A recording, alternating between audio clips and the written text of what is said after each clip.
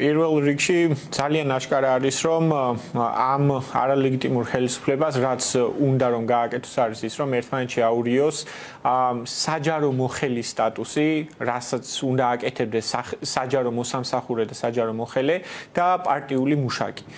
მათ სურთ, რომ საჯარო მოხელეები პარტიულ მუშაკებად გადააქციონ და ზუსტად ამას ემსახურება ის ცვლილებები, რომელიც საჯარო სამსახურის შესახებ კანონში დაინიცირდა და უკვე 2 მოსმენით არის მიღებული და მესამეთიც ცხადია მიიღებენ. ანუ ეს ცვლილებები, რასაც ასახავს, არის ის, რომ მათ შეიძლება უმარტივესად, რომ ადამიანები გაუშვათ სამსახურიდან, ადამიანებს ხელფასი შეუმცირონ და ადამიანები გადაიყვანონ უფრო დაბალ თანამდებობაზე. უმარტივესად ყველანაირი სამართლის დარღვევის გარეშე ეს არის გასვლა არა მხოლოდ ევროკავშირთან მოლაპარაკებების დაწყების, არამედ ასოცირების ხელშეკრულებიდან. აი როცა არის საუბარი მაგალითად უვიზო მიმოსვლის საკითხებზე, ვიზა ლიბერალიზაციის საკითხის გადახედვაზე, ხო? ერთ-ერთი საფუძველი ესეც შეიძლება იყოს, იმიტომ რომ თავის დროზე საჯარო სამსახურის რეფორმა და კონკრეტული გარანტიები, რომელიც გააჩნიათ ახლა საჯარო მოხელეებს, გაჩნდა ამ ასოცირების დღესასრიგის ფარგლებში. და ახლა ისინი აქედან გადიან აი ამ ფორმატიდან გადიან მთლიანად, ხო? ამან აუცილებლად უნდა გამოიწვიოს შესაბამისი პასუხი ღირსეული საჯარო მოხელეებისგან, რომელიც დარწმუნებული ვარ, რომ უამრავი არიან. ჩვენ ვნახეთ მათი განცხადებები, პეტიციები, მათი პროტესტი იმ მართლა სახელმწიფოს გრევის პროცესის წინააღმდეგ, რომელსაც ჩვენ ყოველდღიურად ვხედავთ, იმ ავტორიტარული წესების წინააღმდეგ, რომელსაც ეს რეჟიმი გვახვევს თან. ამიტომ დარწმუნებული ვარ, რომ ჩვენ შემდეგ დღეებში კიდევ უფრო დიდ პროტესტს ვნახავთ ელემენტარულად სულ რომ პოლიტიკურად არ გაინტერესებდეს ქვეყანაში რა ხდება და საით მიდის სახელმწიფო, ელემენტარულად ის საკითხი, რომ შენი ხელშეკრულება, რომელიც უნდა ყოფილიყო მუდმივი, ხო და არ უნდა ყოფილიყო მიბმული რაღაცა პოლიტიკური თანამდებობის პირზე, ეხლა რომ სრულად იქნება მიბმული არა მხოლოდ ხელშეკრულების ხანგრძლივობა, არამედ ხელფასის ოდენობა და საერთოდ თანამდებობის შინაარსი, ხო? ეს უნდა გახდეს აუცილებლად საჯარო მოხელეების. თქვენ ახსენეთ პარტიული და რეალური ფუნქციები, რაც საჯარო მოხელეებს უნდა კონდეთ, დიახ, ხელისუფლება ცდილობს, რომ ისინი პარტიულ, ასე ვთქვათ, ჩარჩოში მოაქციოს მთლიანად და ამსახუროს პარტიას.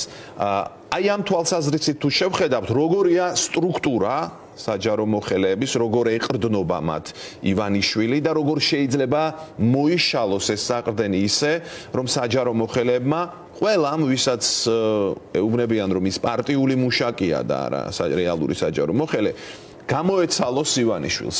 აი ახლა ეს ფაქტორები, რაც თქვენ ჩამოთვალეთ, შეიძლება იწვევდეს ორ განვითარებას მოვლენების. ერთი, რომ ამან გაზარდოს პროტესტი, მეორე, ამან გაზარდოს დაქვემდებარება.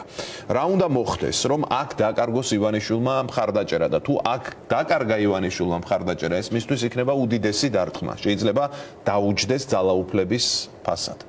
დიახ, ანუ რასაც ვხედავთ ეს ძალიან აშკარაა, ანუ ამ არალეგიტიმური ხელისუფლების რაღაცა ელემენტი სულ მცირე მაინც ლეგიტიმაცია რაც გამოიხატება იმაში, რომ რაღაც ფუნქციონირებენ მაინც, ხო, საჯარო სამსახური, აი საჯარო მოხელეებზე დგას პირდაპირ შეიძლება ამის თქმა. ამიტომ აი ეს რეფორმები, რაც დაანონსეს, შეიძლება გახდეს მათი დასასრულის დასაწყისი, ამის თქმა არ მომერიდება.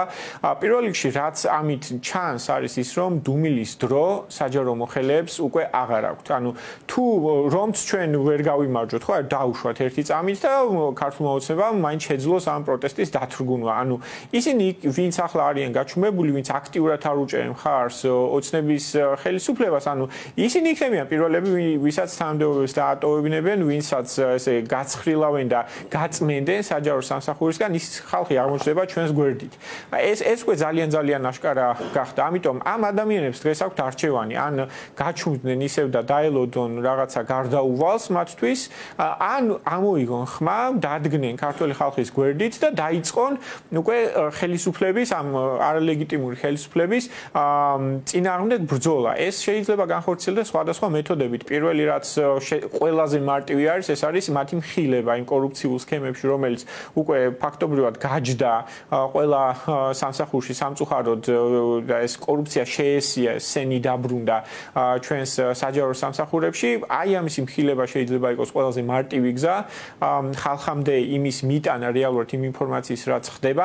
მათ შეუძლიათ ასევე გამოიყენონ თავიანთი ეს გაფიცვის უფლება, გაფიცვა არა აუცილებლად შრომით სამართლებრივი მნიშვნელობით, არამედ როგორც გამოხატვის თავისუფლების ნაწილი, მათ შეუძლიათ დაწერონ ეს შვებულების განცხადებები, გამოიყენონ რაღაც თავისუფალი დღეები, რომელიც დარჩათ და ელემენტარულად თქვან ის, რომ ისინი არ შეასრულებენ უკანონო ბრძანებებს. ისინი უნდა გამოვიდნენ და შემოუერთდნენ ჩვენს პროტესტებს და უბრალოდ ეს ადამიანები, ვინც მუშაობენ პატიოსნად თავიანთ საჯარო სამსახურებში, მათ უნდა გაიაზრონ, რომ მათი სამსახური მიემართება არა რაღაცა უფროს ან რაღაცა მსგავს, მათი სამსახური მიემართება ქართველ ხალხს. ისინი არიან საჯარო მოსამსახურეები, ხალხის მოსამსახურეები. ამიტომ მაშინ, როდესაც ქართველი ხალხისთვის არის ყველაზე ეგზისტენციური მომენტი, ისინი სწორედ ხალხის გვერდით უნდა